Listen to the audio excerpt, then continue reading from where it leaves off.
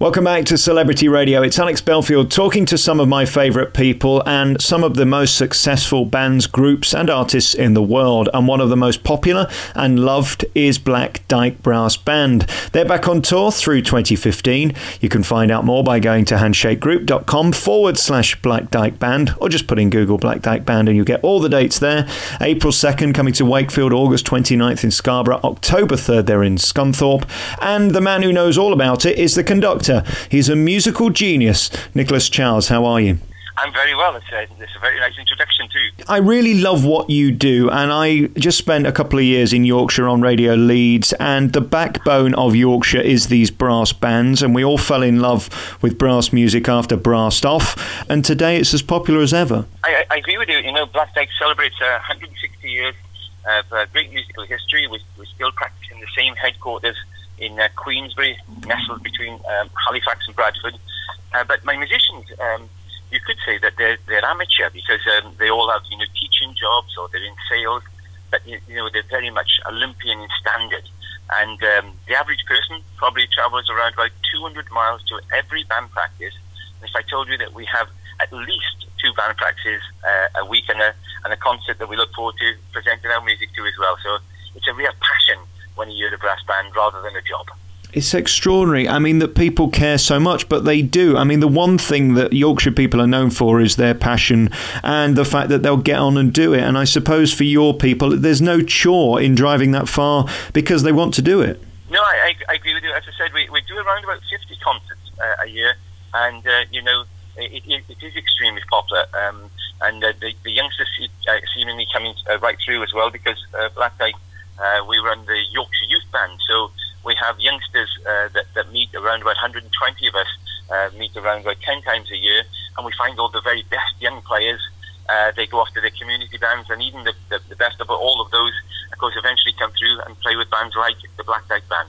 How competitive is it? If I wanted to join the band, is there an audition process? How do I get to join the group? Well, I think that's like, how do you get to play in Carnegie Hall? It's practice and practice and practice. It is one of those ones, and we're fortunate that we have a scouting network where we can listen to the community bands, the younger players, and you do your competitions, and you hear these people coming through. When we do have a vacancy, then inevitably we already know who we want. And as I said, we don't mind whether it's 200 miles away, or ideally, if it was in Saddleworth, we'd be even more delighted. How do you qualify to do your job as the conductor of the Black Dyke Band? I know that's a nice question, but if I take you back a little bit, when I was 16, I was a British solo champion, and then at 18, I decided I wasn't going to enter any more competitions as such, and I was going to really develop my own playing career. I decided after playing for another 15 or so years that I really wanted to be in charge of a musical brand. And so I knew what I wanted to do personally, but I wanted to influence a group of players. And I guess that's what a conductor does, is try and make, instead of 30 individuals play, we get together and I make them sound like a band. It's difficult to describe because a conductor doesn't actually make any noise and the audience doesn't see his faces, and yet he's got to influence and make sure that the band makes him sound really good. It's a tricky one to explain, but if you were in my band, you would certainly know how I could bring you into to play a particular piece of music at a certain speed and in a certain style, and only in the way the Black Dyke can do it. Once the song started, and I get that you have a job up until that point because we all need to come in at the same time, but once the song's started and everybody's playing along, are you more or less superfluous? I think if you were playing something rhythmic like a march, then that has a pulse that goes right through it. But in a typical brass band concert or in a Black Dyke concert, you can almost look at the program like a journey. And so, yes, I might start off with a march, but then I might go into something that might be a hymn tune or a very special song. Of course, in a song, it isn't like a pop group where they just layer tracks down and it's all at a certain pulse. Yeah. It's all about emotion, and that emotion is what hopefully I can generate. And then, they might go slower or faster, and that emotion will come out within the music, and we all sound as if we're playing exactly at the same time.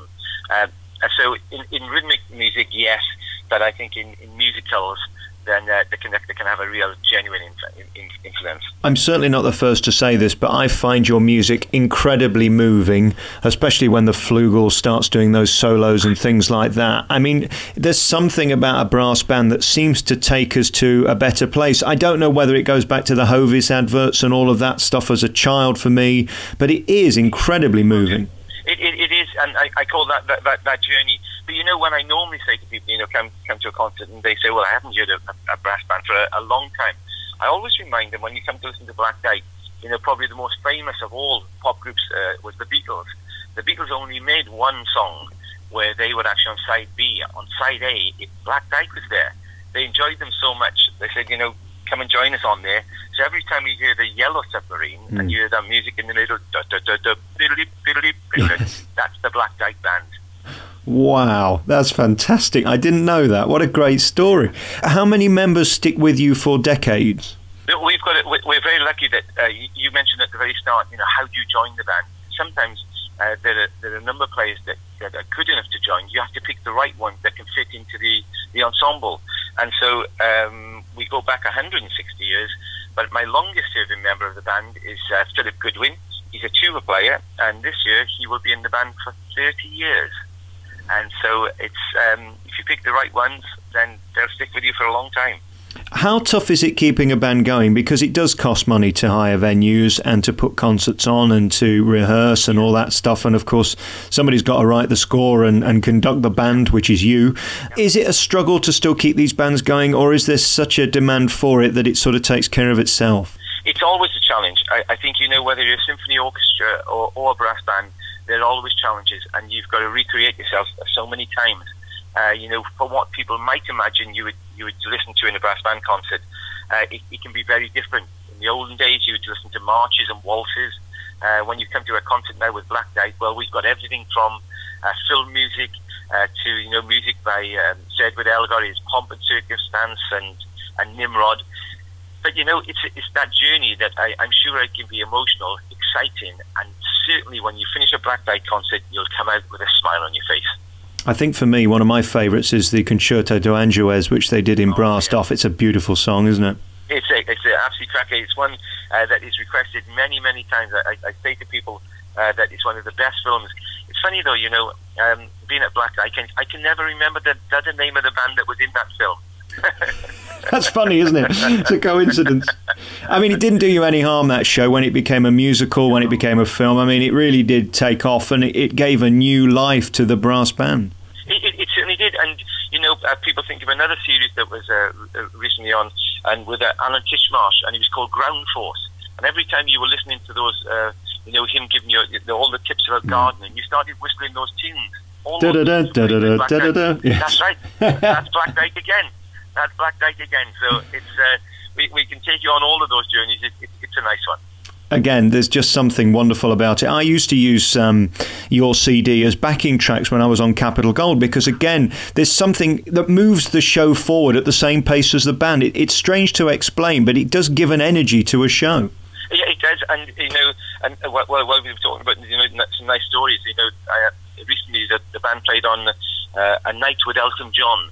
And he wanted to play one tune with the band, and he said he wanted to play the Wembley song. And I said, "Oh, you know, what is that?"